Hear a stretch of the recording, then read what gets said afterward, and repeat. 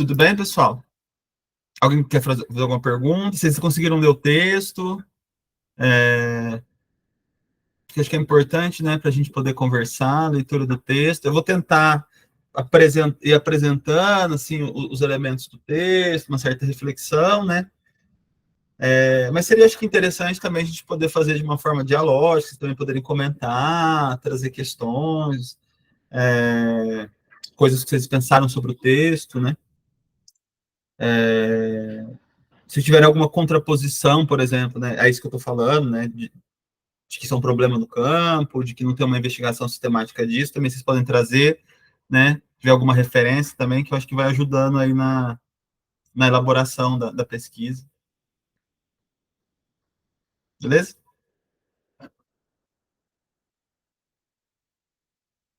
Então tá. Então eu vou compartilhar aqui. Como é que eu fiz com o texto, né, assim?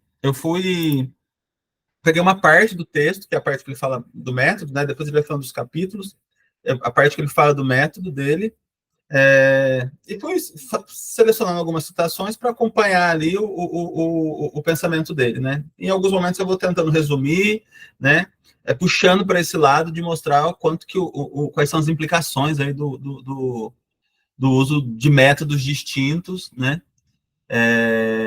Numa pesquisa e o quanto é decisivo, né? Assim, a escolha de um método. Eu não sei se não dá para falar correto, né? Porque assim, não tem um método correto, né? O método vai depender muito dos objetivos da pesquisa, mas na visão do Kuhn teriam métodos equivocados, né? A visão do Kuhn teria um método mais adequado ou mais adequado possível para abordagem de determinados textos, de determinado material, determinados métodos, ou um determinado método permitiria e outro método, né? Ou outros métodos não permitiriam. Mas a gente vai falar disso. Deixa eu só compartilhar aqui.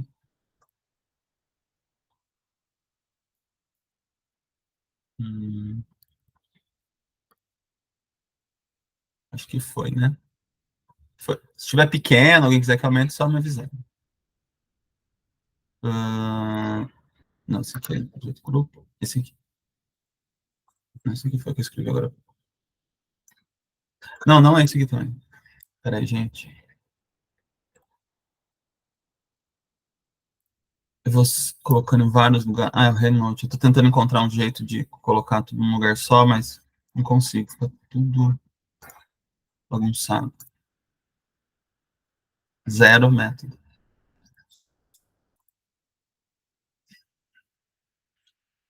Também não é isso.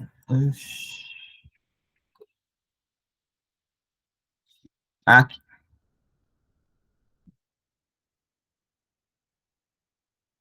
Esse aqui eu organizei no reunião. Deixa eu fechar aqui.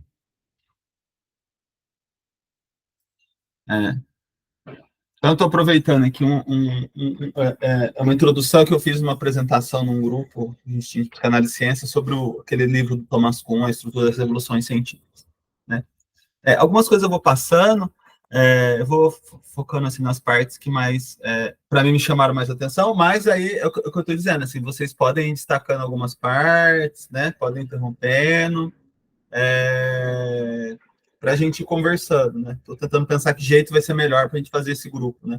Normalmente na Polo a gente apresenta, né? Pelo menos aqui na Polo São Paulo, a gente apresenta, faz uma apresentação de 40, 50, uma hora, depois abre para discussão. É uma forma possível, né? Que você consegue construir um raciocínio, né? Mostrar o raciocínio para as pessoas, mas tem os prós e os contras disso, né? Mas eu queria também tentar fazer de uma forma.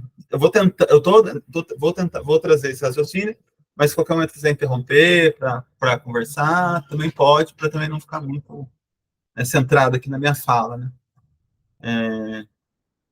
Então vamos lá. Então, só para contextualizar, né, esse livro do Thomas Kuhn, Atenção Essencial, ele fala no começo, né, ele escreveu, né, acho que em 77, né, muitos anos depois lá do livro mais famoso dele, que é a Estrutura das Revoluções Científicas, mas com a intenção de preparar os leitores para esse livro, de explicar um pouco ou melhor, de desenvolver um pouco, de explicar algum pouco questões, conceitos que ficaram não entendidos ou mal interpretados lá do que ele propôs na Revolução, no livro Estrutura das Revoluções. E aí uma das explicações aí que ele vai dar, né, assim, é justamente essa parte metodológica. Ele vai falar brevemente, né, assim, também ele não vai explicar em detalhes qual seria esse método que ele utilizou para a pesquisa dele nas estruturas, mas ele vai falar do tema, né? O que é muito difícil achar, assim, um autor falando do seu método. Pelo menos o Quarré tem um texto que eu achei que ele fala disso, né? Dá para a gente ir aprendendo o método se a gente se atentar para isso e buscando no autor, né? Mas uma fala direta sobre, igual no Lacan, assim, momentos falando do método, né?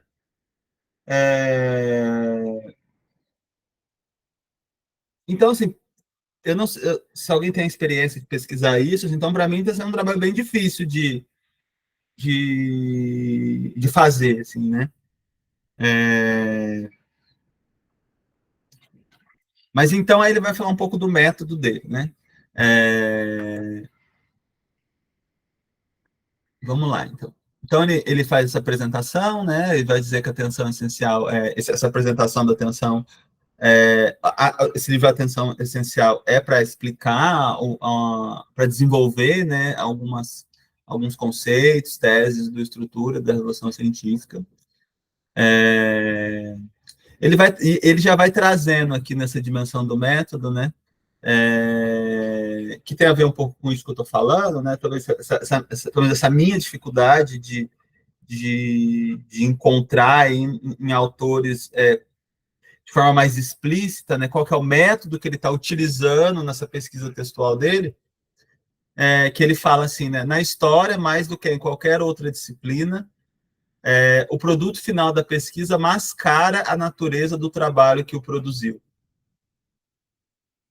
Então, ele fala isso, que assim, na história, nos textos, nas pesquisas históricas, é como se o pesquisador fizesse um esforço ali para mascarar o tipo de trabalho que envolveu ele construir aqueles resultados.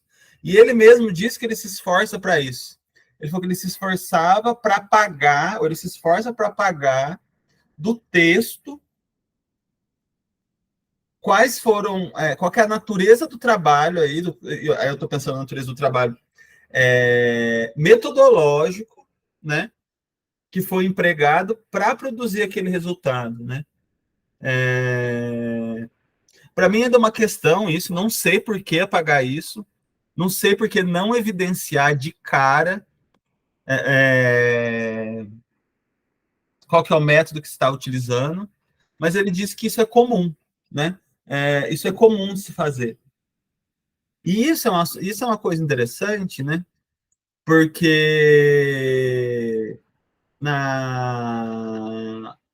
eu trouxe uma referência no primeiro encontro, que o Lacan vai dizer que uma verdadeira crítica de um texto, ou de um autor, do pensamento do autor, ela tem que ser feita, né, a partir, né, como um primeiro passo, a reconstrução das regras de compreensão que o autor está usando para elaborar ali o seu pensamento. Mas que para fazer isso, a primeira parte da pesquisa é voltar lá no autor e tentar entender essas regras de compreensão, né? Que poderia, sei lá, fazer uma contextualização histórica, por exemplo, né? Dos termos que ele usa, dos conceitos, de onde ele tira, né? Isso seria um exemplo, por exemplo, de ver uma regra de compreensão. Qual que é o momento histórico? Quais são os problemas que estão no campo? Que problema que ele está tentando resolver? Com quem que ele está dialogando? De onde ele tira os conceitos? Como são esses conceitos naquele campo? As teses naquele campo? Como que ele traz, né? Tudo isso ajudaria, né, a entender... Deixa eu só autorizar aqui. Ajudaria a entender em parte, né, quais são as regras ali que o autor está usando, né, para a construção do pensamento dele.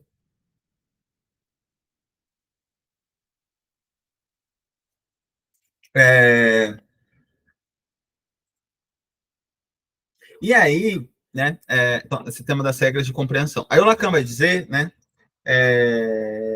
que não se fazia isso lá naquele momento, não se fez isso no contexto do Freud, e que ele faria isso, que ele estava fazendo isso, né? E aí ele vai citar dois autores, né, que fazem isso, né? Que é de onde, né? Que eu suponho que é de onde ele tira, né? Essa ideia, essa regra, né? Ele coloca isso como uma regra. Essa é uma regra fundamental para se ler um texto, para se fazer uma crítica. Que é o Maimônides e que é o Spinoza, que são dois filósofos, né? Judaicos.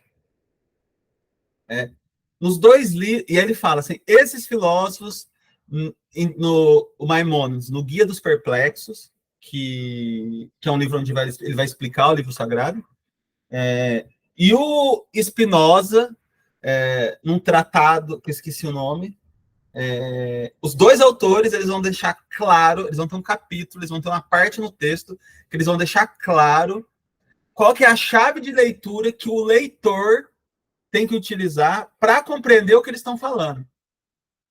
Fora dessa chave de leitura, fora dessa regra de compreensão, você não seria capaz de entender o texto.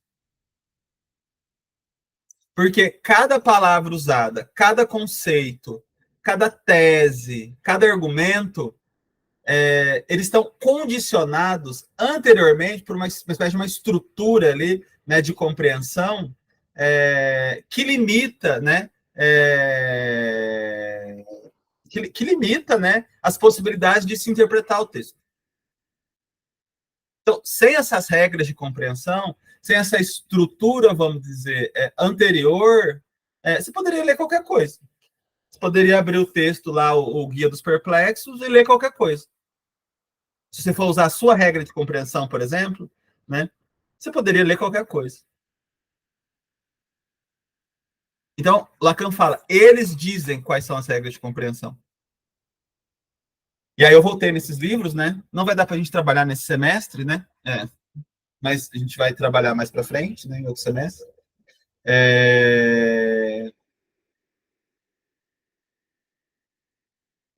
O Maimonides, no primeiro capítulo, ele explica como tem que ser lido, em que chave de leitura tem que ser compreendido. E o Spinoza também. E é isso, mas isso não aparece nos livros, né? Assim, nunca. Isso não, difícil, né? Assim, eu estava tentando pensar isso nos comentadores, por exemplo, né? Sei lá, tem o Alfredo, tem Bruce Fink, tem vários comentadores, por exemplo, do Lacan.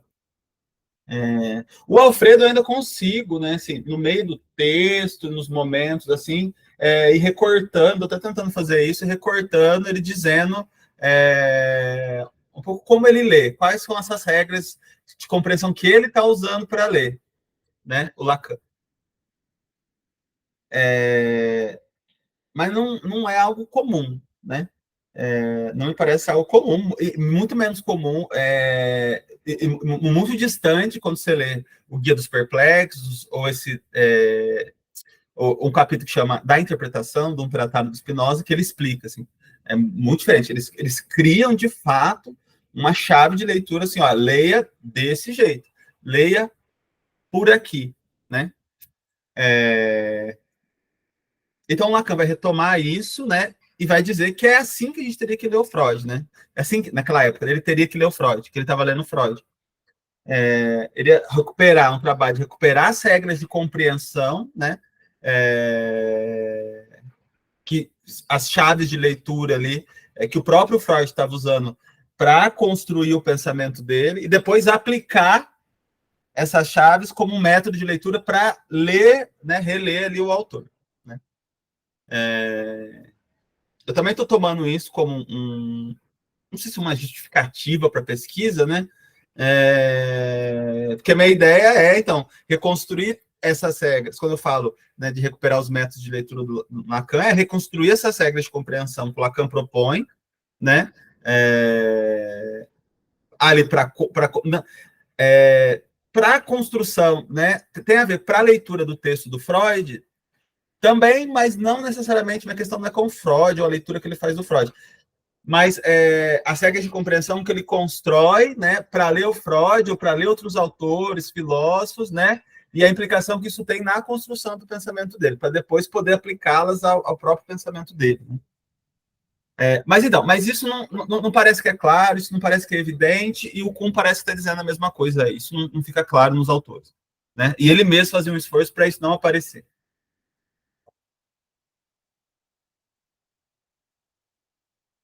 É,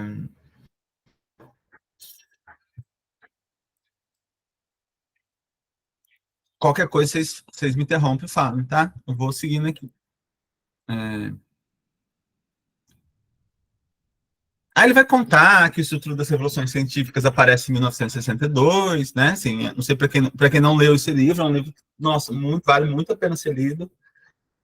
E é um livro que, assim, o livro revolucionou esse campo da filosofia da ciência, até a cultura popular, você vai ler os comentadores, né? Revolucionou, né?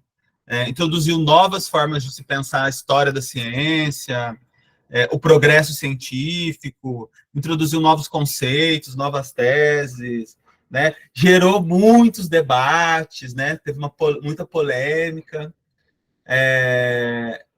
Então é um livro assim importante desse ponto de vista histórico, né? E a própria Pola, né? Os próprios pesquisadores da Pola utilizam alguns conceitos, né? E teses ali do Kuhn para pensar, por exemplo, o trabalho de desambiguação do Lacan do Freud, né? Que é um método também, né? É um método de leitura. A desambiguação é um método de leitura, né? É, por exemplo, noções como paradigma, incomensurabilidade.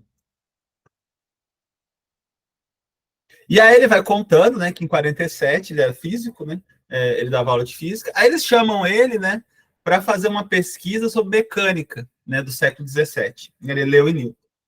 Ele vai lá fazer a pesquisa, né?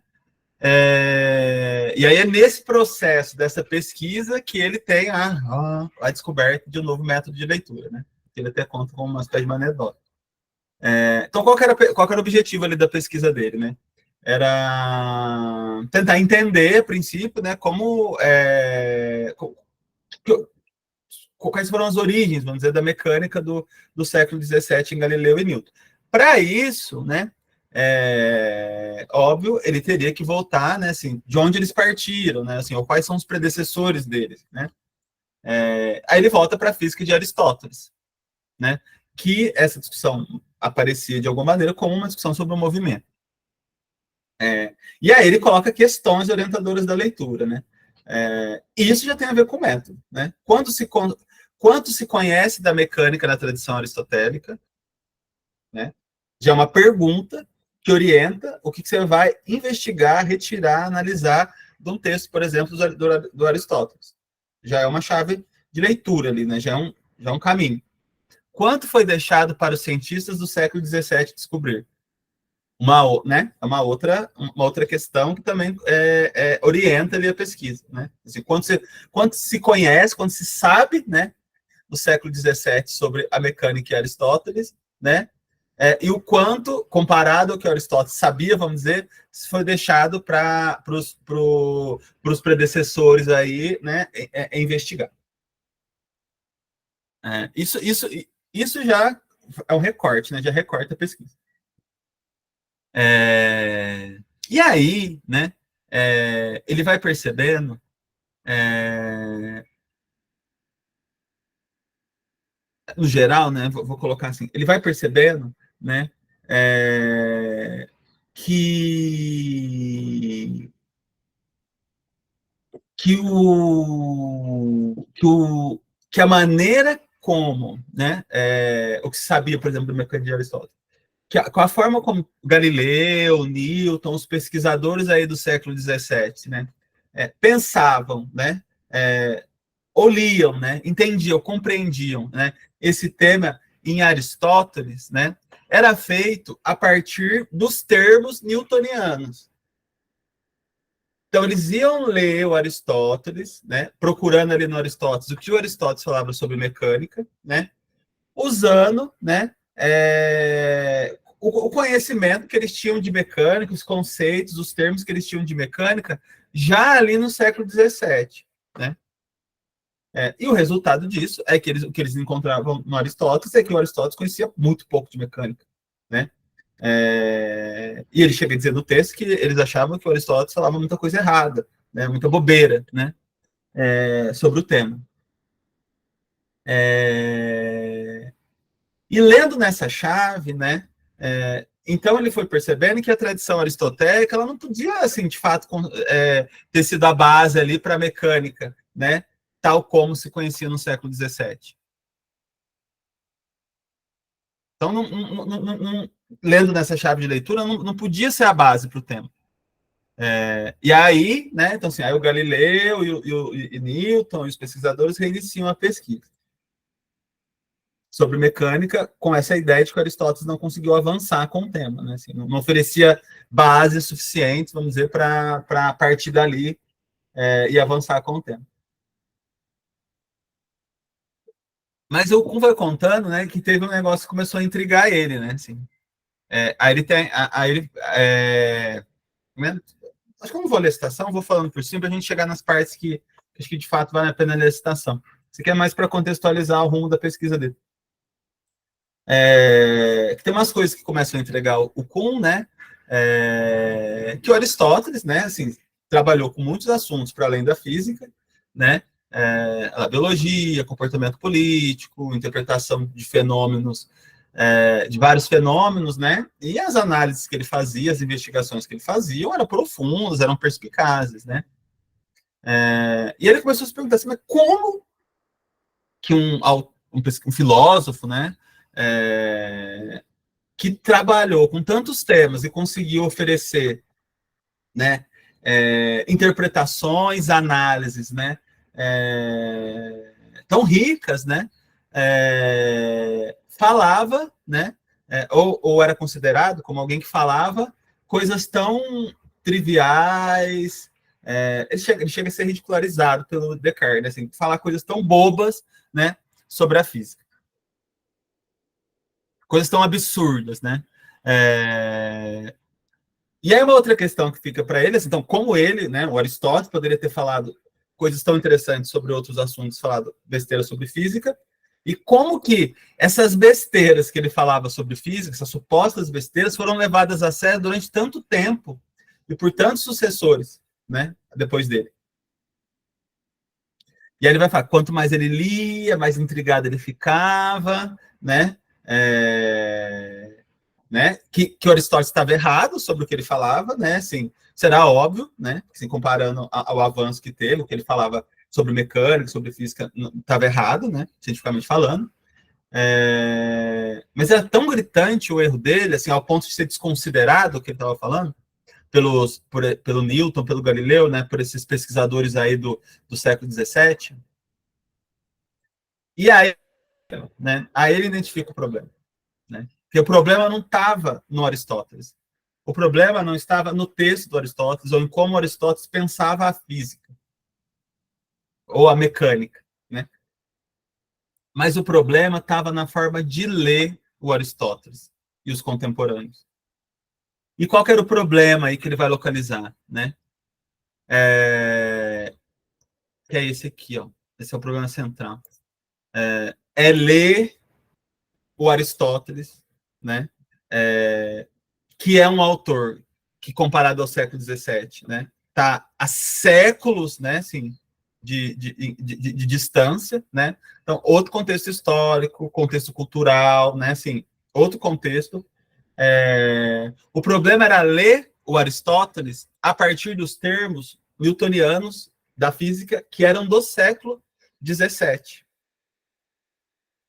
Então, isso se configurava, né? Então, assim, era ler o autor de uma época diferente a partir dos termos, dos sentidos, dos significados de uma época de séculos de diferença. Isso configurava uma leitura anacrônica, né? Então, isso, né, impedia que os autores, vamos dizer, né, Galileu, Newton, Descartes, pudessem entender, de fato, como Aristóteles construiu seu pensamento e o que significava esse tema da mecânica dentro do contexto deste pensamento, né, aristotélico. Então, nesse sentido, o erro, né, ele não vai localizar do lado do Descartes.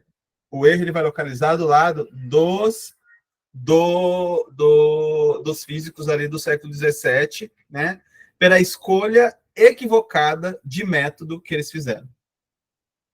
Então, eles usaram regras de compreensão da física newtoniana para ler, para compreender, né, a física aristotélica.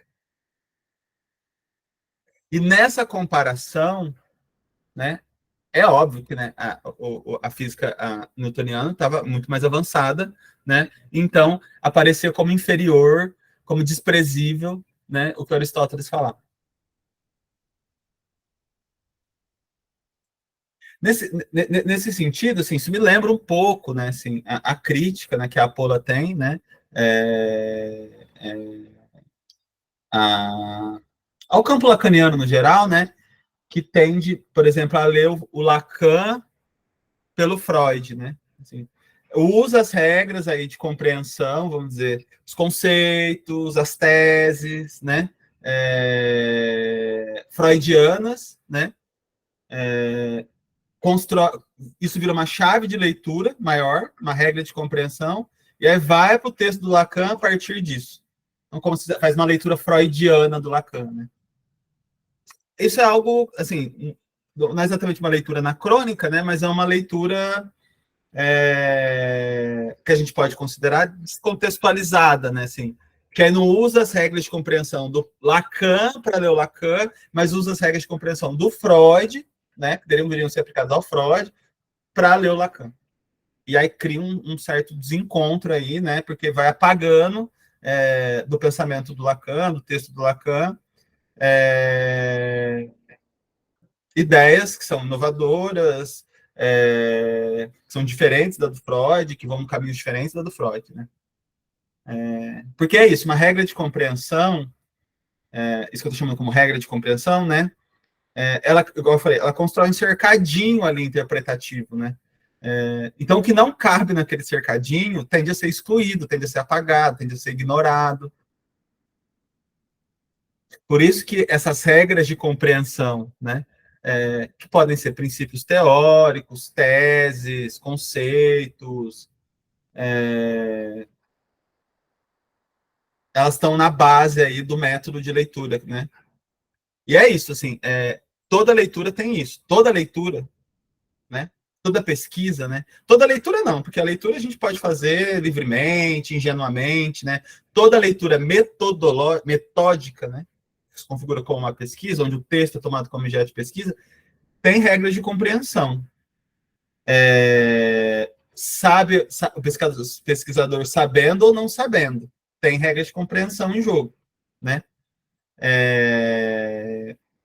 A questão é quais regras de compreensão você vai usar, porque não tem como não usar alguma. Não tem como criar esse cercadinho, né? Não tem como limitar, não tem como recortar a tua perspectiva de um conjunto de textos. Isso não é possível, né? Não tem essa ideia de dá para saber tudo, tem uma pessoa que vai conseguir uma regra de compreensão que vai abarcar tudo no autor. Não tem. Né?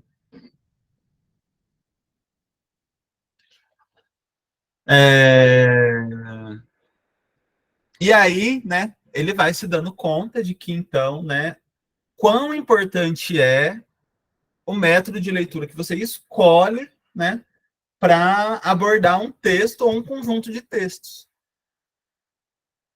Então, esse método de leitura anacrônico, né, tinha um efeito muito negativo, vamos dizer, porque impedia você de entender ali o que Aristóteles estava pensando naquele momento, né?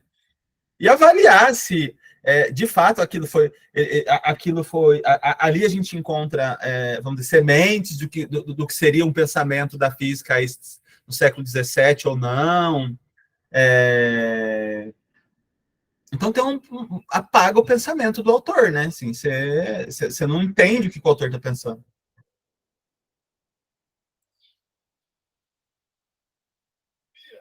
Nesse sentido também, né? Essas coisas eu estou pensando agora aqui. A gente tem esse método, né, que o Lacan utiliza, eu entendo como um método, o retorno a Freud, né?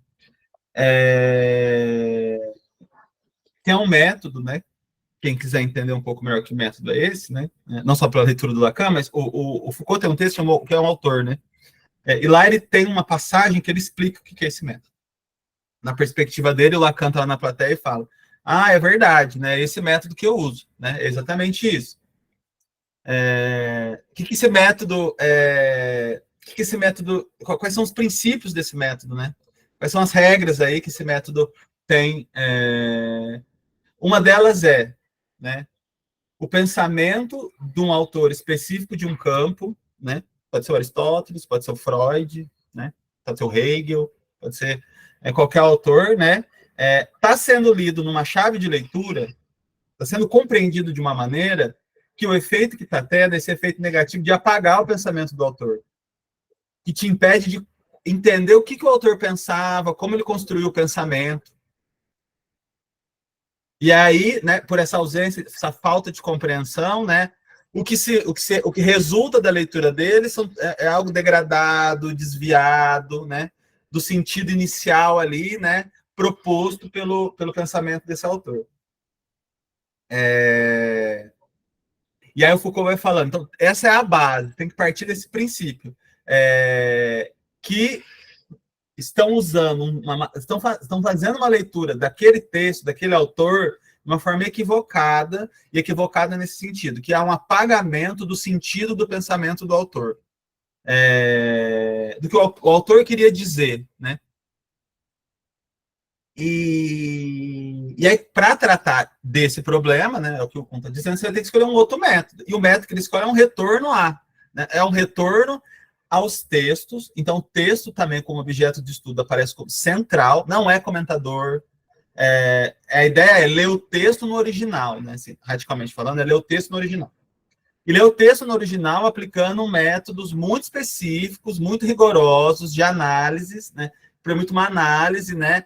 Do contexto, das palavras usadas, dos conceitos empregados, do porquê daquela escolha, dos problemas que estão sendo, que o autor está trabalhando, das respostas que ele dá, o que ele não dá, que ele deixa em aberto, avaliar se aquilo é um problema mesmo, se não das teses, o valor das teses, das contradições, né, do pensamento, como avança, como não avança. Então, assim, todo um trabalho aí nesse retorno, né, visando, né, em compreender o pensamento do autor, né, assim, como que o autor avança e constrói o pensamento. Mas de uma forma linear, sistematizada, né, não isso, assim, né, incluindo as contradições, os percalços, né, do autor. Então, isso seria, né, seria um método, esse retorno a seria um método, né, para voltar a isso, para voltar a esses autores, né. Eu já falei na semana passada que esse retorno a é uma hipótese que eu ainda preciso terminar de investigar. Agora eu consegui, semana passada eu falei, mas não tinha achado. Agora eu achei um texto em inglês, salve chat GPT, que ajuda a gente com isso, um livro, vários livros em inglês, que falam de um movimento teológico na França, né? Em Paris também, né? Mas na França, de retorno às fontes. Então, o movimento de retorno às fontes, né? Agostinho, por exemplo, religioso, por teólogos, propondo uma nova tradução, propondo novas leituras, novos entendimentos, né, sobre o pensamento do Agostinho, porque eles não estavam satisfeitos com a interpretação que estava sendo feita.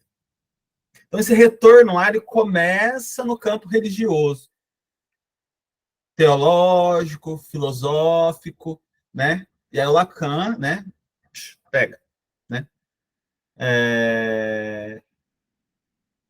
E esse assunto do método de leitura assim, estava sendo muito debatido na época, pelo Lévi-Strauss, pelo Poiré, pelo Kojève, a Sociedade Francesa de Psicanálise também debatendo isso, os historiadores, assim, então isso era um tema efervescente no momento, né? E também acho que é outro trabalho da pesquisa reconstruir esse contexto aí, né? Porque o Lacan não tira isso do nada, né? Não tira do bolso, né? É um contexto onde está assim, efervescente ali, né?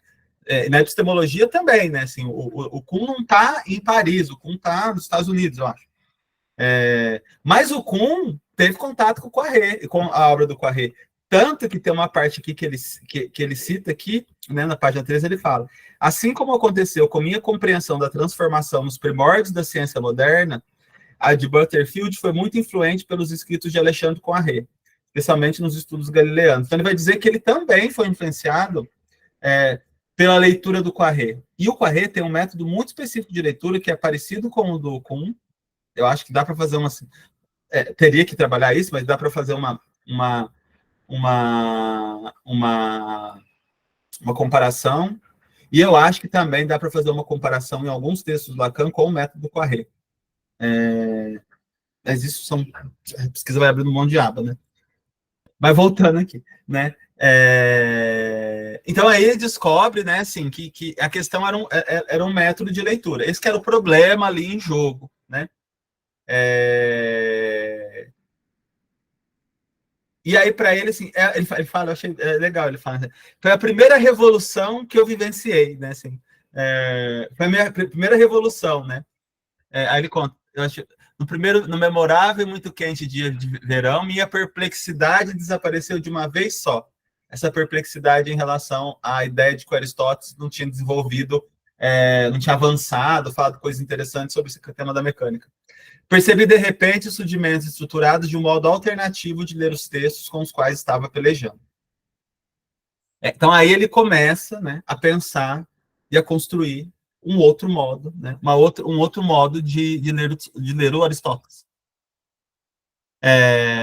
Ele vai dizer que o que veio a ser nomeado como mecânica no Aristóteles, né, no século XVII, né, o que no século XVII eles chamavam de mecânica em Aristóteles, não era um caso isolável, mas um caso especial, porque o Aristóteles ele estava pensando, ele estava falando, né, ele estava investigando mudanças de qualidade em geral. Então, quando ele falava de mecânica, né, a gente não vai entrar nisso, que não é essa a parte relevante para a gente, quando ele estava falando de mecânica, né, que se chamaria de mecânica ali no século XVII, ele estava tratando, na verdade, de movimento. Então tinha um outro, não tinha a ver não tinha a ver com, era um conceito diferente.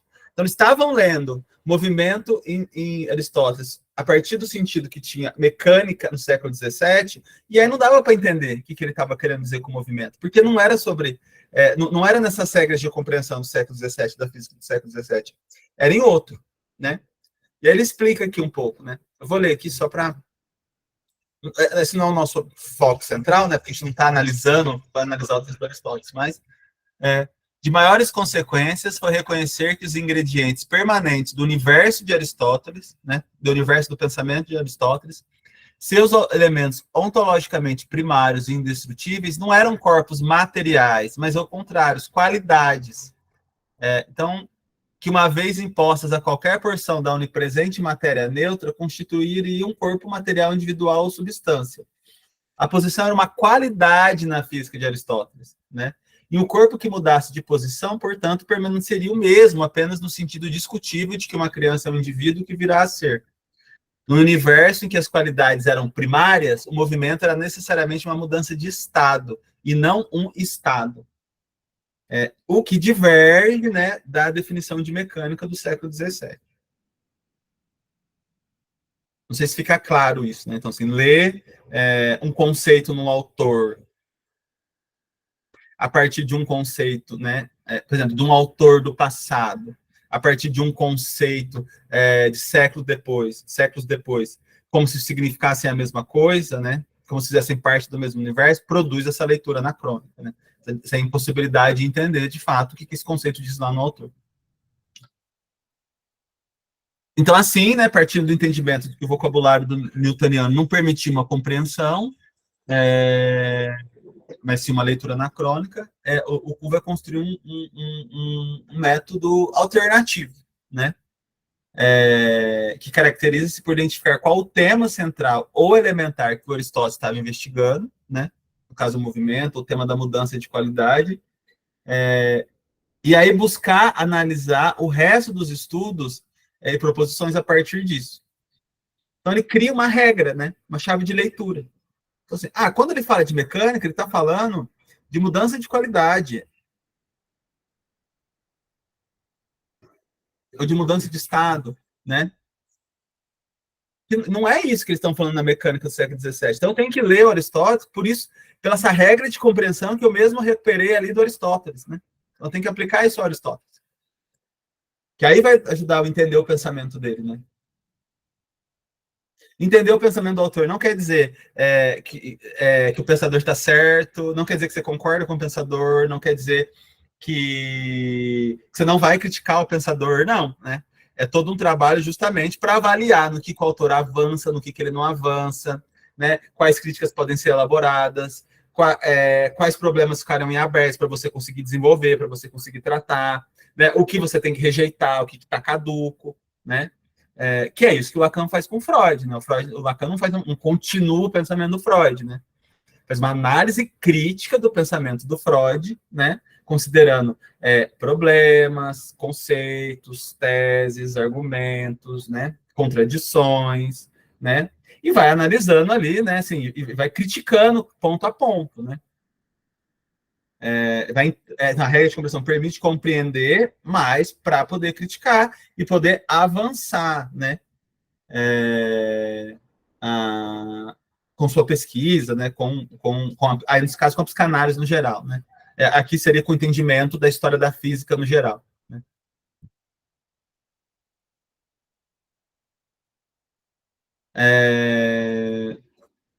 Mas já de cara, né, quando ele vai construindo o método, que são depois conceitos ou teses que vão aparecer no livro dele, né, me parece que ele já tem duas teses fundamentais, né, que servem, né, que orientam, né, que fazem parte dessas regras de compreensão, onde ele vai ler os autores, né. Então, a primeira é a incomensurabilidade entre paradigmas distintos num campo de estudo.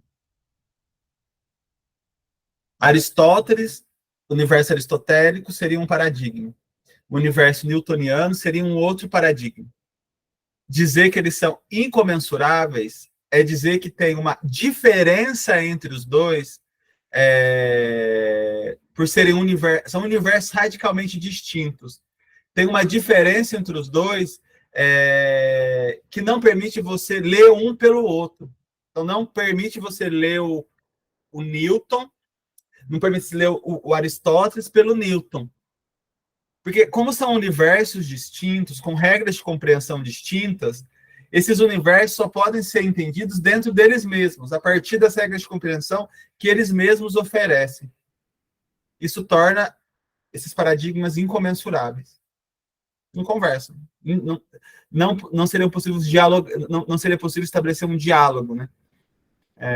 Claro, daria para um diálogo, por exemplo, de continuidade. Não daria, né? Um não continua o outro. Que é o que se pensa, por exemplo, né? Acho que é uma tese também que está dentro do método de desambiguação de Apolo, né? O universo freudiano, né? O pensamento freudiano e o universo pensamento lacaniano são incomensuráveis, né? Dentro da perspectiva da Apolo, né? Não de outros psicanalistas, não, mas dentro da Apolo eles são incomensuráveis, são paradigmas distintos, que têm regras de compreensão distintas, né? Conceitos distintos, né? Tem consciente no Freud? Tem. Tem consciente no Lacan? Tem. Tem o mesmo significado? Não, não tem. Porque como eles estão inseridos em universos distintos, eles ganham sentidos distintos. Então, se tornam incomensuráveis, né? Então, isso que eu acho que é uma tese do Kuhn. Né? Então, a segunda é, as diferentes concepções de mundo ou de universo que tais paradigmas estabelecem, universo newtoniano. É a mesma coisa, que estabelece duas concepções de mundo ou de universo diferentes, né? O universo newtoniano é diferente do universo aristotélico, né?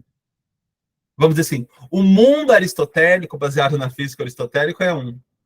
O mundo newtoniano, baseado na teoria física de Newton, é outro mundo, é outro universo. Se vive um outro universo, né? Dá para pensar isso também na psicanálise, né? A clínica psicanalítica pensada dentro do universo freudiano é uma. A clínica psicanalítica pensada dentro do universo do pensamento do Lacan é outra, né? São universos diferentes. Produzem mundos diferentes, né? Então, produzem clínicas diferentes. Então, isso vai mostrando, né, como que o método de leitura empregado, né, assim, e os pressupostos, né, que determinam esse método, né, já estavam ali na pesquisa do Kuhn, né.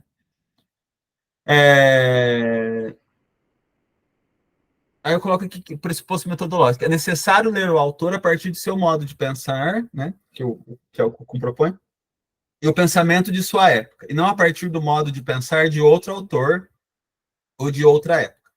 Isso porque não é possível se realizar a tradução de uma teoria a outra utilizando vocabulários distintos.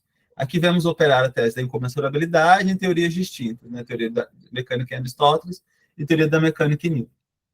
É um resuminho, né? É, Você teria que recuperar essas regras de compreensão do autor, né? O modo dele pensar, como ele se articulou o pensamento da época, porque não surgiu do nada aquele pensamento daquele autor, né? Isso é uma ideia também que eu acho criticável, né? O Lacan é subversivo, o Lacan inventou coisas... essa ideia do Lacan como subversivo, né? O Lacan é inovador no campo dele? O Lacan é inovador no campo dele. Ele tirou do bolso? Não, ele não tirou do bolso. Nada do que ele inventou, ele tirou do nada, né? Não tem nada ali que não parta do pensamento de outros autores, seja do Freud, seja do Poiré, seja do Hegel, seja do Saussure, seja do Jacobson. E aí a gente pode, né? Tem todo porque o pensamento de um autor sempre parte do pensamento de outro autor, né? Não surge do nada, né? A subversão dele, né? Assim, a inovação dele foi como ele, a partir desses pensamentos, rearticula ali e propõe uma nova perspectiva, uma nova forma de pensar, uma nova forma de entender a psicanálise, né?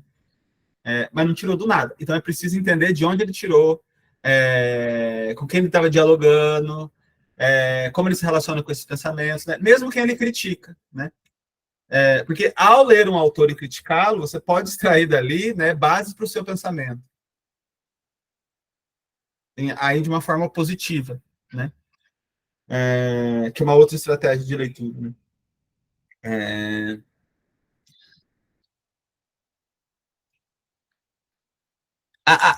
Nesse sentido, né, acho que o Kuhn enfatiza isso, mas eu acho que os autores também é importante, é sempre estar atento para o zeitgeist da época, né, assim, quais eram as discussões da época, qual era esse momento histórico, quais eram os conceitos, quais eram os métodos, o que estava sendo debatido, né, o que estava sendo criticado, né, porque normalmente uma geração, né, critica a geração anterior, né, você faz um movimento crítico da geração anterior, né, porque vai elencando os problemas que é o campo no qual você está inserido, né, resolver o que não resolveram, o que produziram, né, de novo, né, e vai fazendo uma crítica para poder avançar, né, de uma forma, vamos dizer, dialética. Aqui eu coloquei que era o paradigma, mas acho que não é relevante aqui para a discussão, era porque nesse caso a gente ia ler o livro depois. É...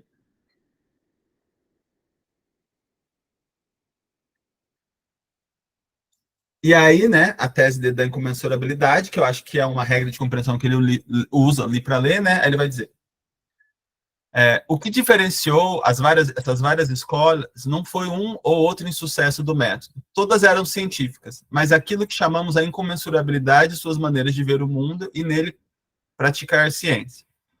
Já vimos várias razões pelas quais os proponentes de paradigmas competidores fracassam necessariamente na tentativa de estabelecer um contato completo entre seus pontos de vista divergentes. Coletivamente, essas razões foram descritas como incomensurabilidade das tradições normais, pré- e pós-revolucionárias, que é o que ele vai desenvolver no livro. Os proponentes de paradigmas competidores discordam seguidamente quanto à lista de problemas que qualquer candidato a paradigma deve resolver. Seus padrões científicos, suas definições de ciências não são mais os mesmos. Né? Aí ele está explicando um pouco essa ideia da incomensurabilidade, que eu acho que não faz sentido muito a gente entrar aqui, né? Deixa eu só ver aqui que a gente pode continuar. Então, paradigmas distintos implicam concepções de mundo distintos.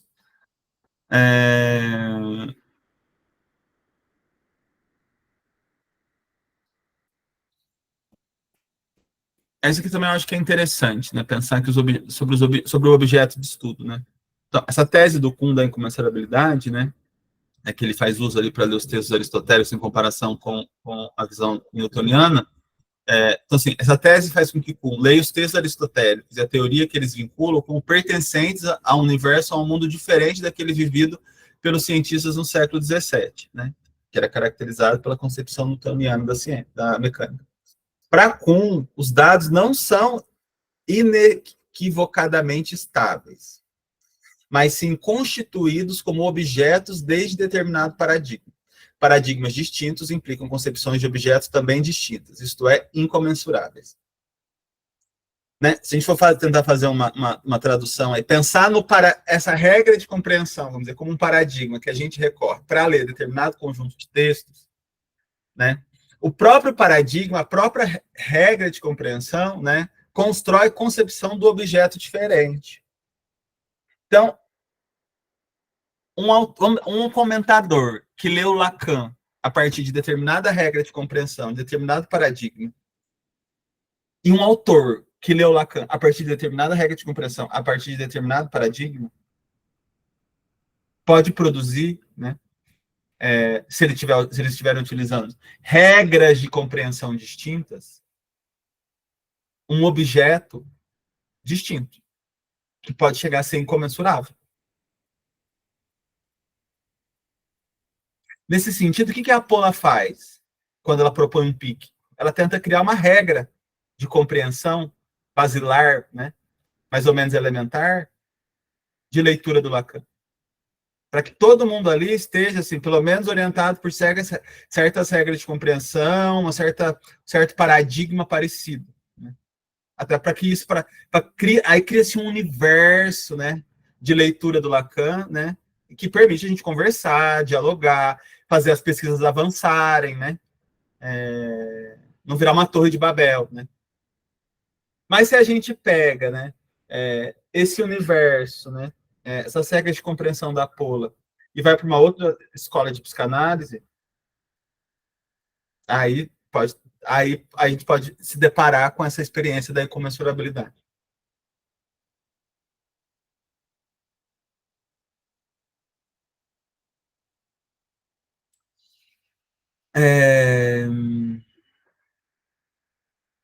Isso que eu já falei. Alguém gostaria de falar alguma coisa que eu estou falando? Alguém gostaria de fazer um comentário? A gente não precisa terminar toda essa parte hoje, a gente pode retomar semana que vem. Semana está acabando, mas a gente pode retomar semana que vem. Alguém tem alguma questão, né? Gostaria de falar algo?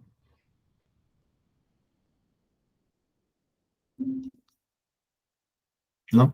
Tá, então vou terminar. Se alguém tiver, pode mandar. Posso fazer uma pergunta? Fala, Marcelo. Sim, eu tenho refletido muito sobre essa questão, enquanto você fala, né? Nem foi fora, foi motivado pelas suas reflexões, né? Sobre essa questão da incomensurabilidade, né? E eu fico pensando nesse movimento, eu vou chamar de desleitura só porque eu achei um termo bem interessante que o Goldenberg resgata, né? Que é desler um autor através de uma outra chave de leitura, né? Por que o movimento do Lacan de desler Freud a partir de Lévi-Strauss ou de Saussure ou de qualquer outro linguista, por que é um movimento que é respeitado, não tem ninguém para dizer assim, isso é incomensurável e a gente não pode aplicar o mesmo para essa desleitura que as pessoas fazem do Lacan a partir do Freud, entende? Me parece dois pesos e duas medidas. Peraí, deixa eu ver. Não sei se eu entendi. Assim, eu vou tentar então Porque... dizer. Porque assim, me parece que o que o Lacan fez com Freud, né, relendo a partir de outros, né, Uhum. seria, assim, respeitando as devidas diferenças, né, é, seria semelhante ao que as pessoas fazem lendo Lacan a partir de Freud. Ou seja, pega dois autores que a princípio são incomensuráveis, cada um com seus sistemas, Pera, com seus deixa eu ir conceitos, com parte por suas... parte. Peraí, deixa eu parte por parte. Você está dizendo. Então, Lacan relê o Freud, né, a partir de outros autores, né? De outras Isso, chaves de leitura, de outros autores. isso. Primeiro ponto. Aí o segundo ponto. É que a gente está criticando justamente a releitura que fazem do Lacan a partir do Freud, por exemplo. Ah, tá. Aí tem. Então tá. Então os psicanalistas releem o Lacan pelo Freud, né? E por Tá. que que um vale e por que que o outro não vale?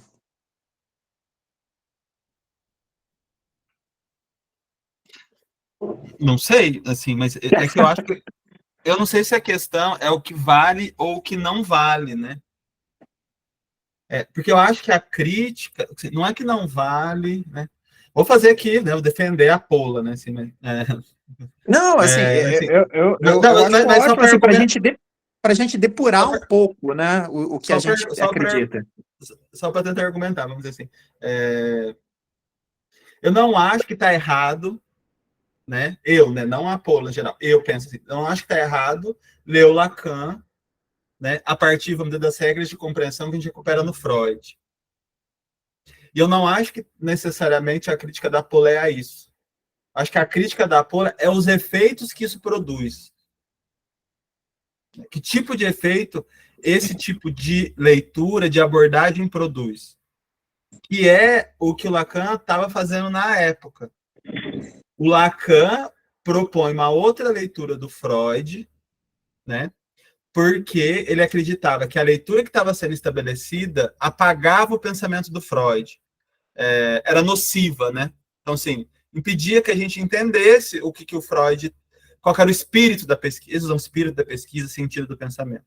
Então, acho que na Apola tem algo similar, né, na minha leitura, né? Não sei se os Apolars concordariam, né? É, que essa crítica que ler o Freud ler o Lacan a partir do Freud teria como efeito apagar o pensamento do Lacan, né? No que ele tem de inovador. Porque aí você cria um cercadinho para o pensamento do Lacan, que é o pensamento do Freud, né? Você cria ele cercadinho. E aí você não conseguiria, né, isolar aí de fato o que é o pensamento do Lacan. O que tem de fato de inovador? O que tem de diferente do Freud, né?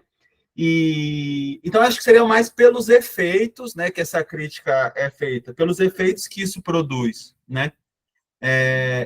Que não é que não pode, né? Não pode, né? Assim, você pode fazer tudo, né? Nesse sentido, você pode ler do jeito que você quiser, a princípio, né? Mas aí os efeitos que tem, né? Se é um efeito de apagamento do pensamento do autor, será que é um bom efeito? Seria um pouco mais isso, eu acho, né? Entendo. É que assim, de qualquer forma, toda leitura provoca, de certa forma, um apagamento, né? Porque você não vai ter um acesso direto, né? Só o Freud para poder falar sobre o Freud, né? E a comunicação ela é impossível, né? Então, assim, a gente sempre carrega, de certa forma, toda a nossa bagagem, vou chamar de ecossistema, né? Todos os nossos conceitos, como eles se relacionam entre si. Aí eu fico um pouco na dúvida, assim, Então, mas se que a gente não tenta, digamos assim, defender um certo purismo, né? Tentar não, fazer uma depuração, uma purificação, né? Esse é o não, Lacan puro, né? não Existe acho, um sabe? Freud puro. Não, não sei, eu não estou afirmando categoricamente, Não, estou pensando aqui.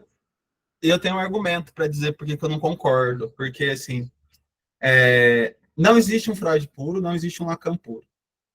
Toda elaboração que a gente faz sobre um autor, toda leitura, né, depende de uma posição teórica, que é essa que eu estou retomando, as regras de compreensão, que você Aham, utiliza para entender o autor, né? Acontece que essa pode apagar completamente o pensamento do autor, que é o que o Kuhn está demonstrando, né? Sim, transformar o pensamento do autor em algo irrelevante, que é o que acontece. né? Nesse caso que o Kuhn está dizendo, né?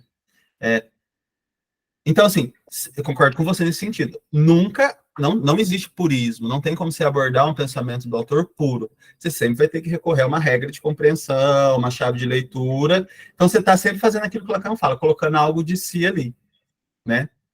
Mas Sim. isso, né, não significa, né, que não tenha regras de compreensão que são mais interessantes, né, de serem utilizadas ou não, que nos permitam, né, recuperar minimamente os elementos basais, estruturais do pensamento do autor ou não.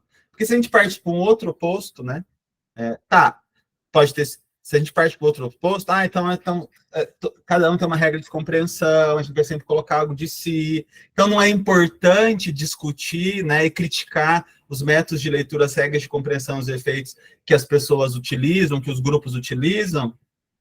A gente cai num qualquer um faz qualquer coisa, entendeu? Assim, tipo, cai no o que o Duncan chama de psicologismo, né? Que é uma interpretação dessa fala do Lacan, de que cada um coloca algo de si, como eu posso ler do jeito que eu quiser, né? Já que não tem purismo, então eu posso ler do jeito que eu quiser. Então não tem rigor, né? Só que esse rigor, como que esse rigor é debatido? Não pode ser debatido num campo individual, né? Não pode ser o que você acha melhor, o que eu acho melhor, o que a Paula acha melhor, né? Só de um grupo. Isso tem que ser debatido, esse rigor, né? O que é considerado uma leitura rigorosa, que considera o pensamento do autor, isso tem que ser debatido coletivamente. Então, isso tem que ser elevado a um problema de pesquisa, a um tema num campo, né? Que não existe isso dentro da psicanálise lacaniana, né? Não existe esse debate para levar isso para um rigor, pelo menos é a minha perspectiva. E aí eu te remeto a um livro do Humberto Eco que chama Os Limites da Interpretação. Ele vai dizer, um texto, ele tem, a princípio, por conta de ser um texto polissêmico, né, uma possibilidade ilimitada de interpretação. Né? Você pode ter uma limitada a princípio, né? Dependendo de quais regras de compreensão que você usa. Mas, por outro ponto de vista, não. Ele tem limites, né? Não dá para você ler um texto do Lacan e dizer que ele está falando de bolo de laranja, né? Uma receita de bolo de laranja. Não dá. Então, assim, tem limites, né? Você não pode ler um Ciência e Verdade e dizer que ali ele está tentando explicar coisas, falar de coisas que ele não está falando. Então, o texto em si, né, ele te limita na possibilidade de compreender, né? Por exemplo, eu estou trabalhando com um texto dele, Ciência e Verdade. Você vai recuperando as regras de compreensão ali, não dá para entender qualquer coisa, né? Tem regras de compreensão ali que você recupera no texto que limitam a possibilidade de você interpretar o texto. Mas se você não recupera essas regras, você fala qualquer coisa, né? Como tem muitos grupos de psicanálise que são assim. Você senta, abre o livro do Lacan, vai lendo, eu penso que ele falou isso, eu penso que ele falou aquilo. Aí uma outra pessoa, mas não dá para ler também que ele falou outra coisa, né? Não dá para entender de um outro jeito?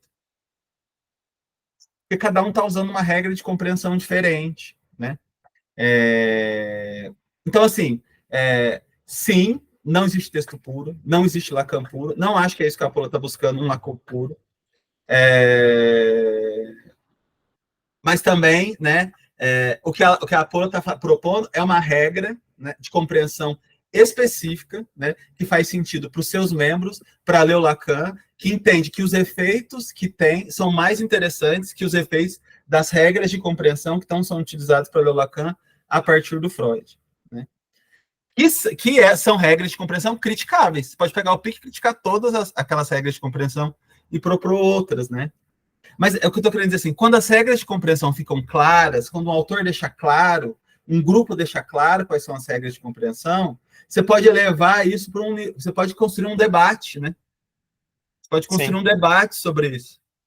Que eu acho que isso que é o mais Gabriel, importante. Oi? posso entrar? Porque eu acho que aí localiza bem a questão que eu ficava. A sua pesquisa para propor que o Lacan tem um método que deixa claro essas regras, se ele deixa claro, isso que também para mim ficou, sabe? Um dos objetivos da pesquisa é reconstruir, né, essas regras de compreensão que o Lacan vai expondo, né, assim, Mas que ele não deixaria tão claro, por exemplo, quanto ao Maimônides e o Spinoza, não é uma coisa que está clara. Essa lacuna. Não, são pistas. E isso é um ponto importante, né? Nenhum autor deixa. Nada está claro no autor quando você está fazendo uma pesquisa. É sempre uma proposição. Isso também é uma ilusão, né? Produzida quando não se explicita qual método você está usando. Exemplo, comentadores, né? Quando a gente vai ler um comentador, a gente tem uma ilusão de que ele está falando de um assunto ou de um tema tal como aparece no Lacan. Ele não está falando exatamente. Ele está fazendo uma construção. Ele está fazendo uma elaboração a partir do que o Lacan fala, né? E propondo, supondo que o que ele está dizendo está no Lacan. Exemplo, Alfredo. Você pode pegar as estruturas clínicas e ler as estruturas clínicas, em vários momentos vai falar isso. Assim, a maneira como eu apresento o tema das estruturas clínicas aqui, como eu organizo a partir do Lacan, a partir do texto do Lacan, por isso eu estou citando o Lacan. Mas não é tal como o Lacan organiza. É uma organização minha.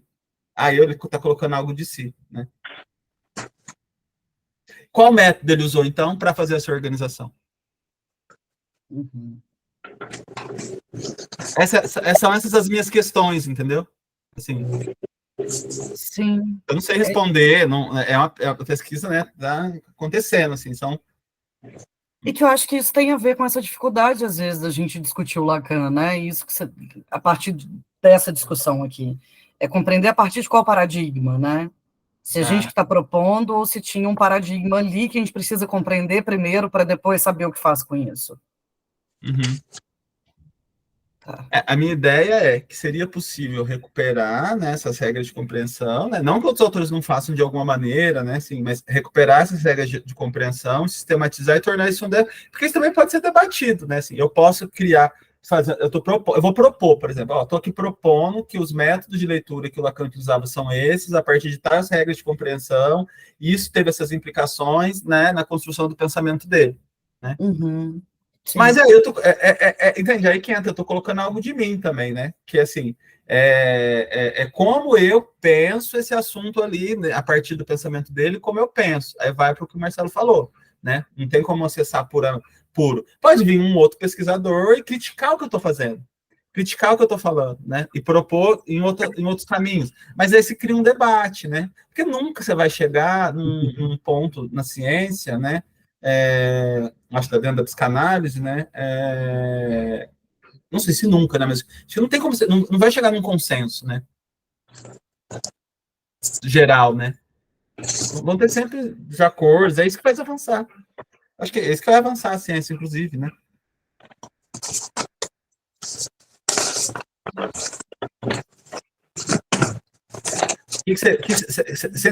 Entendeu meu ponto, Marcelo? Não necessariamente que você concorda, mas entendeu a lógica do que eu estou pensando? Não, entendo. Eu achei interessante essa visão. Eu achei interessante, teria uma provocação, mas enfim, falou que eu acho interessante. Enquanto você foi tentando Pode falar. defender, eu fui vendo exatamente essa parte de como a Paula construiu o seu programa de pesquisa, né? No sentido de que quando estabelece lá o cinturão, né, quais são os conceitos, que eles são rígidos, né, fala sobre método, sim, e ainda pensei na questão dos alguns outros do Lacan, né? Então parece isso, a gente tem um grupo ali, né, alguns outros que consensa sobre algo ali para poder validar o que está sendo produzido de saber, né, ou o método de leitura, né, nesse grupo, né? E a partir do momento que, digamos, eu não sei por que não chamam esse cinturão, os conceitos estão ali de significantes, né? Mas que parece muito isso, os significantes mestres. A partir do momento que você estabelece isso, como qualquer paradigma pode ser questionado, né? Porque ele é Sim. objetivo, ele é arbitrário, né? É combinado, né? Você pode a qualquer momento rever. Né? Então, eu acho muito interessante isso. Agora, a provocação que eu fiquei é assim, até que ponto Lacan mesmo fez isso, né? Porque, tão só como sempre estive, né? Parece que tudo é fruto da cabeça dele, não de um consenso, né? De um grupo. Uhum. Uhum.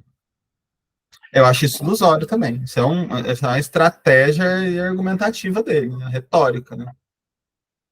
se não tivesse validação do grupo, do campo, de outros autores dentro e fora da psicanálise, a teoria dele não teria sido validada, né? Não teria lugar, né? Então, só como outros, como só, né? Estava em debate com vários filósofos, vários psicanalistas, né? Dentro das universidades, né? Conversando, você vai pesquisando, ele sempre em diálogo com matemáticos, como que só, né? Isso é balela. Né? Mas também tem um ponto aí que você falou que eu acho que é interessante, Marcelo. Recuperar o que ele diz, que são as regras de compreensão, vamos dizer assim, ou quais são os princípios, o paradigma, né, os parâmetros metodológicos que ele usou para ler o Freud, né, recuperar o que ele diz, né, é uma parte da pesquisa. Isso quer dizer que ele utilizou de fato? Aí teria que tentar depois aplicar para ir percebendo se ele usou mesmo ou não. Isso também seria... Eu fico pensando, uma das coisas que eu até escrevi no chat, né, sobre um possível, enfim, seria uma linha de pesquisa spin-off, né, o motivo que levaria as pessoas a apagarem os rastros sobre seus métodos de pesquisa, né, Não que seria...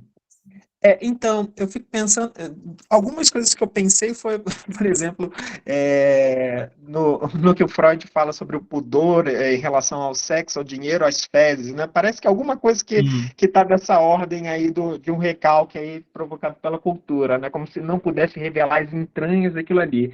Mas eu fico pensando também até que ponto não é parte de uma estratégia, ou talvez o desvelar desse recalcado aí não apontaria justamente para isso, que ao você explicitar o seu método, você permite com que o leitor reconstrua o seu processo e pode chegar a conclusões diferentes de você. Então, quando você oculta o seu caminho, você não tem como colocar à prova aquilo que você concluiu. Né? Você fica numa posição mais segura, né? Pensei nessa possibilidade. Exato. Deixa eu anotar aqui, peraí. Uma espécie de protege da crítica, né? Se protege da possibilidade, né, das pessoas irem lá e falar, não, esse caminho tá errado, né? Nessa passada aqui você errou. E esse erro que você cometeu aqui, ó, desmorona tudo que você fez. Todos os resultados. Né? Boa, Marcelo, deixa eu anotar aqui. É como uma espécie de uma defesa mesmo, né? Defesa contra a crítica, né? Uma espécie de uma proteção, né? Sim. Obrigado, Marcelo, uma boa. Eu tô tentando entender por que desse apagamento, né?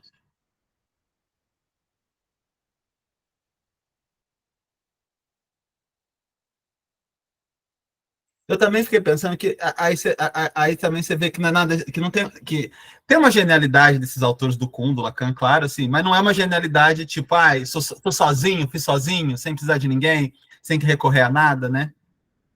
Que eu falar com o Lacan, né? Ele não tirou aquilo da cabeça dele, mas olha só, tem esses métodos aqui que ele recuperou em vários campos, ele usou isso para fazer isso, né? Então não precisou desse pessoal.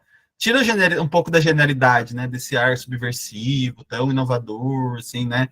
Como algo tão único, né? Eu pensei um pouco isso também, assim. Sim. Humaniza um pouco mais o autor, né? Assim. Embora tenha até pistas no próprio Lacan que deveriam apontar no sentido contrário, né? Quando ele vai questionar o que é o autor, né? Vai falar sobre o evento Freud, evento Marx, né? E ponto. Tirando esses, né? A gente não pode localizar a autoria de ninguém, né? É uma construção coletiva. Ele apaga sistematicamente as referências, né? Sim. Ele faz essa escolha. Sim. Mas tá, vamos só para Camila e o Lucas falar. Obrigado, viu, Marcelo? Boas ideias. Valeu. Então, acho que eu fiquei pensando, eu estava pensando muito próximo, assim, ao que vocês estão discutindo, né? O que vocês falaram agora. Eu fiquei com a questão que o Marcelo levantou primeiro, que eu achei uma baita de uma questão, né? Por que a gente valida, por exemplo, esse retorno que o Lacan faz a Freud e questiona, enfim, outras leituras, assim, E aí eu fiquei pensando que, e retomando o que eu entendo que é uma crítica presente no próprio Lacan, que é quando essa psicanálise, né, a psicanálise inglesa, que ele estava dialogando e criticando, vai estabelecer uma leitura como se aquela fosse uma leitura já presente em Freud, né? Como se fosse aquilo que estivesse em Freud. Então entra nesse lugar do aquela seria a verdade enquanto, e aí Nossa, daria para a gente pensar, né?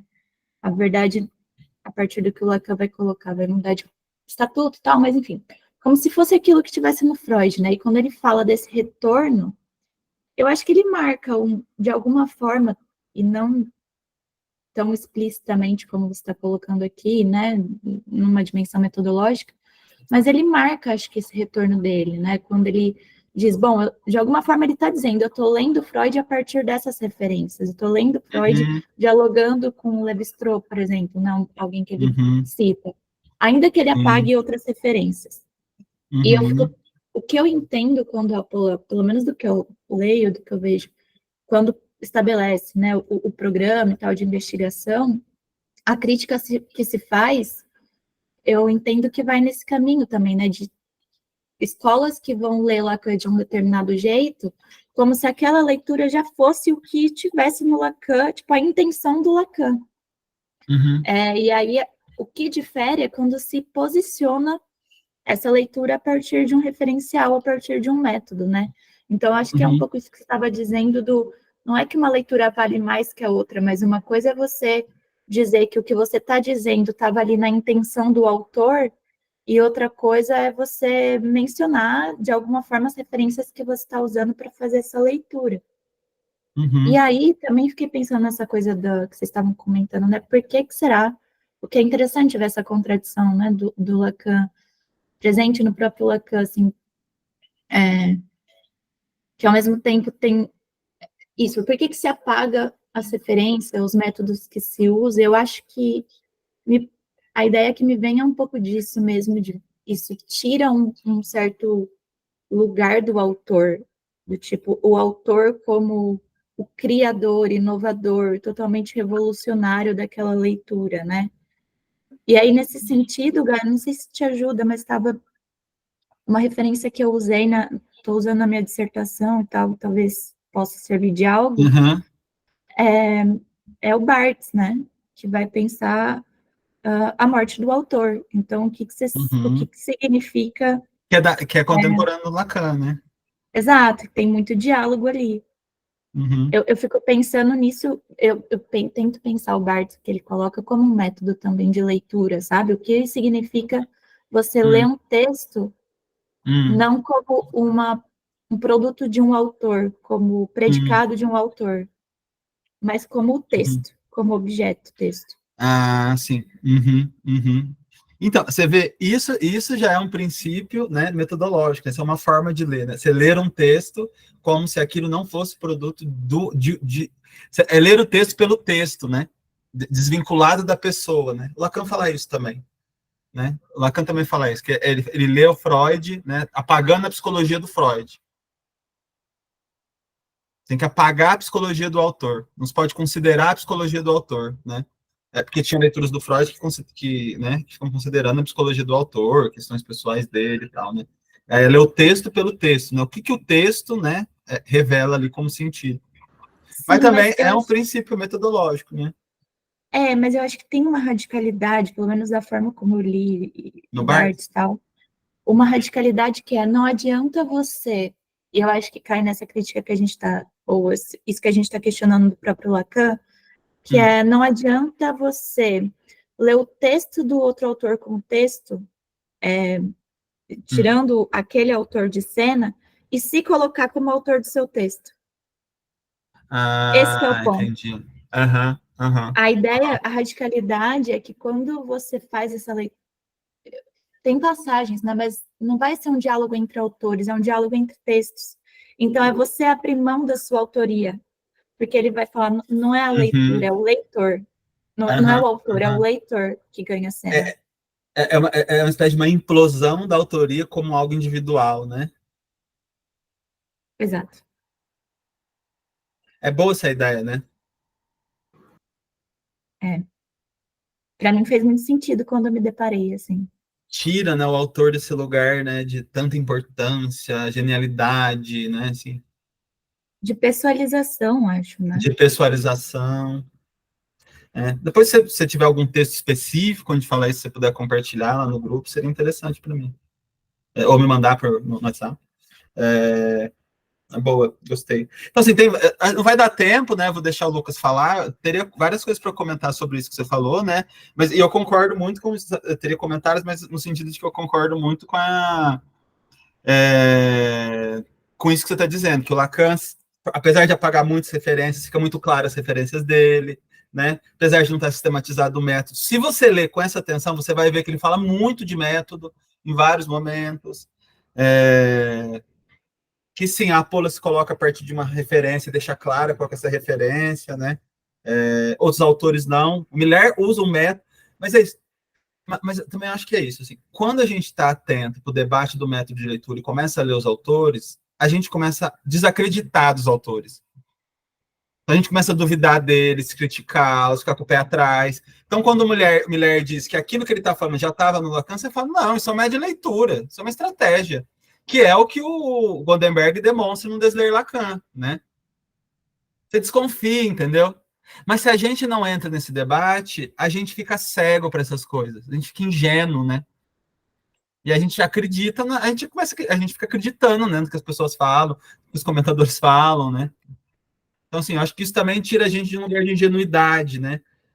No nível mais pessoal, né? Produz uma espécie de uma alienação, né? Assim, a ausência, porque sem a teoria dos métodos de leitura, a gente fica sem, eu acho, ferramentas para criticar a dimensão metodológica do Lacan, né, do Freud, né, de qualquer outro autor, né? Então, é uma espécie de uma alienação, você fica submetido ali, né? Você fica ali submetido. Agora, quando você. E aí tem a ver com o Marcelo, acho que o Marcelo falou, né? Tipo, da defesa, né? Mas quando quando você critica, você não fica tão submetido. Você consegue falar, mas peraí, que uso que ele está fazendo? Que método que ele está usando? Né? Mas peraí, mas assim, mas eu li o Lacan aqui, o problema que ele está tratando nesse texto é esse. Não é esse que esse autor está falando. Não é essa tese aqui. Não, isso aqui que ele está destacando no texto como algo muito importante é uma coisa super colateral. Lacan nem desenvolve isso. O que ele está desenvolvendo é outra coisa. Então, você sai desse lugar submetido, né? Então, assim, muitas questões, assim. Depois a gente vai desenvolvendo. Lucas? Aí a gente encerra, pessoal. Oi, Olá, pessoal, boa tarde. boa tarde. Eu vou tentar ser breve, então, para não prolongar muito. Eu queria só fazer. Eu tinha 3 pontos para comentar, vou falar mais desses últimos agora que a gente estava discutindo. O primeiro é sobre essa questão, assim, Lacan, Freud, e essa questão de metodologia agora com a fala da Camila e os seus comentários também, Gabriel.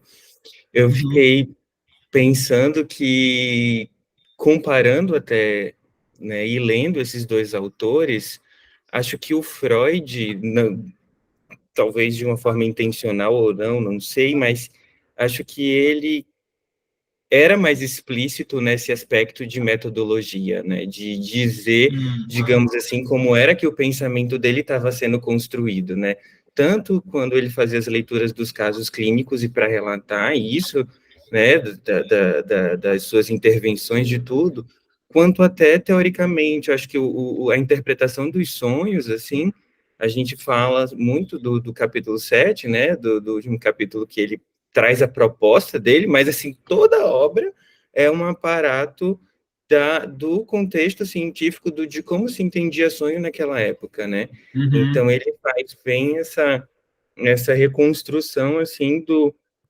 que vai levando também ele a construir a partir disso que ele está propondo de algo diferente, mas também do que está colocado em voga, né?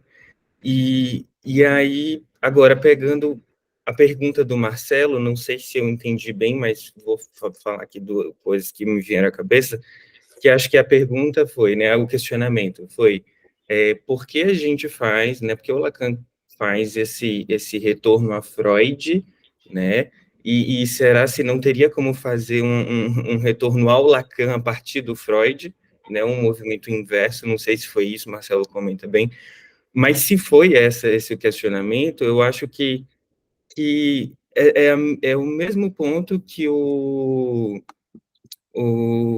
Kant traz em relação ao Aristóteles e o Newton.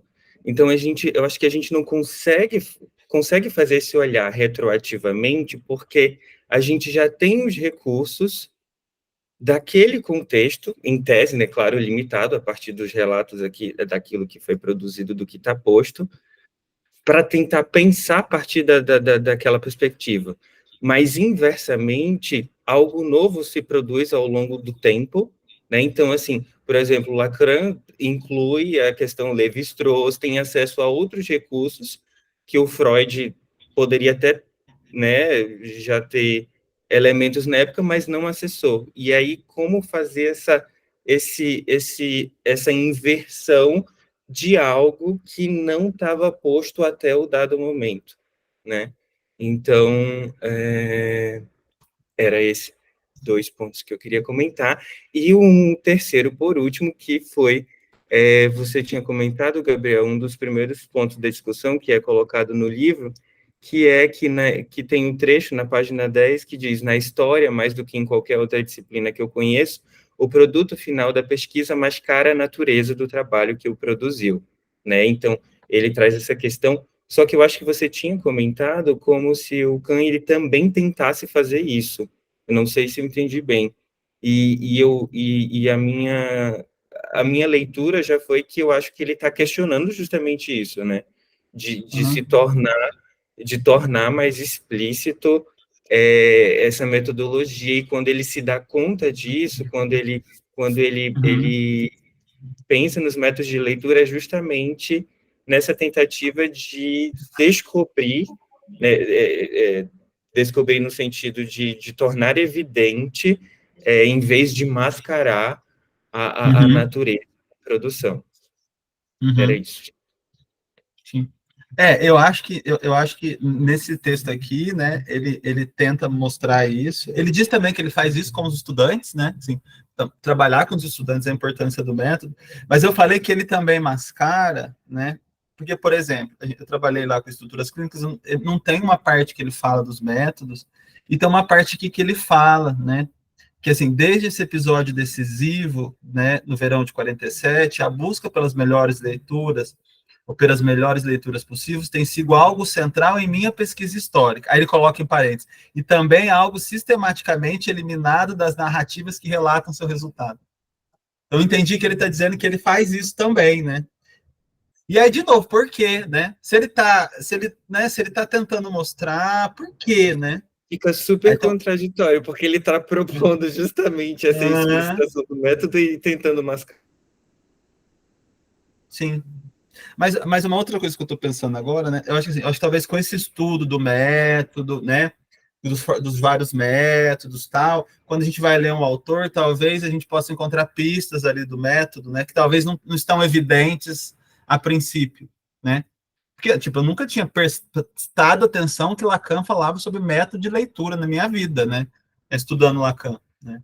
Foi, tipo, sei lá, uns 3 anos atrás, que eu comecei a falar, nossa, né? Ele fala disso, né? Assim, então, talvez, né? Assim, que aí vira uma chave, vira uma coisa que você vai se atentar, né? Que você vai ver, né? Se tiver lá, né? Você vai tentar enfatizar. Mas é uma contradição mesmo, assim, eu também. Eu até ia falar disso, eu achei uma contradição. Mas obrigado, Lucas, obrigado, pessoal. Então, daqui 15 dias, né? Faltou só um pouquinho, a gente termina, né? E aí eu vou pensando como a gente continua, qual texto, né? Para a gente ir avançando essa discussão, né? Qualquer coisa, se tiverem questões, pode me mandar no e-mail, pode mandar lá no grupo. Se tiver também textos, né? Referências também, né? Tá bom? É isso. Obrigado, pessoal. Então até daqui 15. Tchau. Beleza, tchau, tchau.